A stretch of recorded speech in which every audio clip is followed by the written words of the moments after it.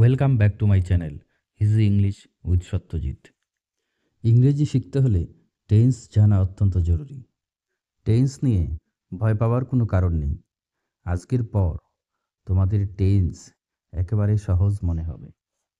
Tense ক্রিয়ার কাল, অর্থাৎ কোনো কাজের সময়ই হচ্ছে টেন্স।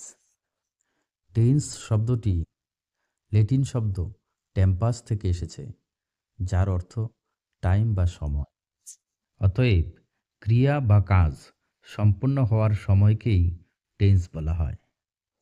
ইংরেজিতে টেন্স প্রধানত তিন প্রকার: প্রেজেন্ট টেন্স বর্তমানকাল, পাস্ট টেন্স অতীতকাল এবং ফিউচার টেন্স ভবিষ্যৎকাল। এখন যে কাজ হচ্ছে বা হয় তা বর্তমানকাল বা প্রেজেন্ট টেন্স, যা ঘটে গেছে তা অতীতকাল এবং যা ঘটবে তা ফিউচার টেন্স বা ভবিষ্যৎকাল। এই তিনটি টেন্সকে আবার চার ভাগে ভাগ করা হয়: সিম্পল বা ইনডিফাইনিট, কন্টিনিউয়াস, পারফেক্ট এবং পারফেক্ট কন্টিনিউয়াস। অর্থাৎ সিম্পল প্রেজেন্ট অথবা present indefinite, present continuous, present perfect, present perfect continuous, simple past, past indefinite, past continuous, past perfect, past perfect continuous এবং সিম্পল ফিউচার বা future indefinite, future continuous, future perfect, future perfect continuous. এই 12 প্রকার tense. আজকের ক্লাসে present indefinite বা simple present tense নিয়ে আলোচনা করব। সিম্পল প্রেজেন্ট টেন্স সাধারণ বর্তমান। সংজ্ঞা তোমাদের মুখস্থ করার কোনো প্রয়োজন নেই। কখন সিম্পল প্রেজেন্ট টেন্স করতে হয় এটা জানলেই হবে। কখন আমরা সিম্পল প্রেজেন্ট টেন্স করব? কোনো কাজ বর্তমানে হয় বুঝালে, অথবা অভ্যাসগত কাজ বুঝালে, অথবা চিরসত্য বুঝালে এবং ঐতিহাসিক সত্য বুঝাতে আমরা প্রেজেন্ট ইনডিফাইনিট বা সিম্পল প্রেজেন্ট টেন্স করব।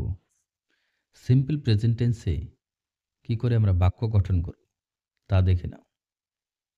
প্রথমে সাবজেক্ট ব্যবহার করব, এরপর ভার্ব অর্থাৎ ভার্বের বেস ফর্ম ব্যবহার করব এবং ভার্বের শেষে এস অথবা ইএস যুক্ত হয় যদি subject third person singular number হয়। এবারে এক্সাম্পলের সাহায্যে বোঝার চেষ্টা করো। আমি খেলা করি, আই প্লে।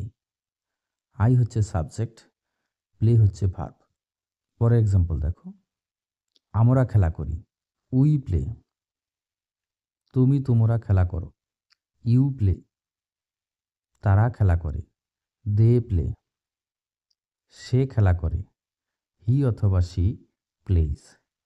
এখানে হি অথবা she third person singular number, সে কারণে ভার্বের শেষে এস যুক্ত হয়েছে। রাম খেলা করে, Ram plays. Ram third person singular number, সে কারণে ভার্বের শেষে এস যুক্ত হয়েছে। রাম ও রহিম খেলা করে, রাম অ্যান্ড রহিম প্লে। রাম ও রহিম দুজন হচ্ছে subject, third person plural number, সে কারণে ভার্বের শেষে এস অথবা ইয়ে যুক্ত হয়নি। পরের এক্সাম্পল। জল 0 ডিগ্রি সেন্টিগ্রেড এ জমাট বাঁধে। Water freezes at 0 degree centigrade. এখানে water third person singular number, সে কারণে ভার্বের শেষে এস যুক্ত হয়েছে। পরের এক্সাম্পল। সূর্য পূর্ব দিকে ওঠে। The sun rises in the east. এখানে রাইজ হচ্ছে ভার্ব, রাইজের সঙ্গে এস যুক্ত হয়েছে। জল 0 ডিগ্রি সেন্টিগ্রেডে জমাট বাঁধে। এটি বিজ্ঞানসম্মত ট্রুথ অর্থাৎ সায়েন্টিফিক ট্রুথ, সে কারণে সিম্পল প্রেজেন্ট টেন্স করা হয়েছে। আবার সূর্য পূর্ব দিকে ওঠে, এটি একটি চিরন্তন সত্য, ইউনিভার্সাল ট্রুথ, সে কারণে সিম্পল প্রেজেন্ট টেন্স করা হয়েছে। 1947 সালে ভারতবর্ষ স্বাধীনতা লাভ করে। এটি একটি ঐতিহাসিক সত্য, সে কারণে আমরা সিম্পল প্রেজেন্ট টেন্স করব। India wins freedom in 1947।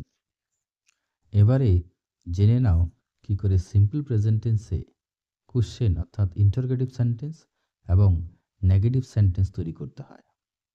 এখানে মনে রাখবে, ইন্টারোগেটিভ এবং নেগেটিভ সেন্টেন্স তৈরি করতে হলে অক্সিলারি ভার্বের প্রয়োজন হয়, কিন্তু সিম্পল প্রেজেন্ট টেন্সে কোনো অক্সিলারি ভার্ব থাকে না।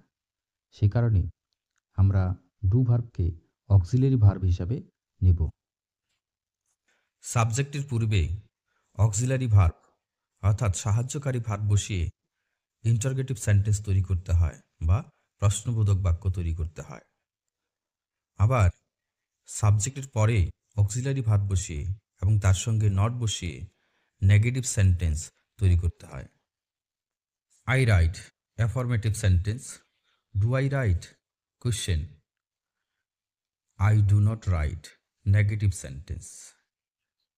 এখানে ডু অক্সিলারি আই সাবজেক্টের পূর্বে বসানো হয়েছে, আবার সাবজেক্ট আই এর পর ডু নট বসিয়ে নেগেটিভ সেন্টেন্স তৈরি করা হয়েছে। একইভাবে we write, do we write, we do not write. You write, do you write, you do not write. They write, do they write, they do not write. He অথবা C rights, does he অথবা C right, he অথবা she does not right. এখানে যেহেতু subject third person singular number, main ভার্বের শেষে S বা ES যুক্ত হয়। সেই এস বা ইএস অক্সিলারি ভার্বের সঙ্গে যুক্ত হয় এবং মেন ভার্বের শেষে তখন আর এস বা ইএস যুক্ত হয় না। তোমরা নিজেরা নিম্নলিখিত বাক্যগুলো ইংরেজিতে অনুবাদ করার চেষ্টা করো এবং কমেন্টে লিখো। পাখি আকাশে উড়ে, মেয়েটি কি গান গায়? সে এটি পছন্দ করে না। Thank you for watching my video.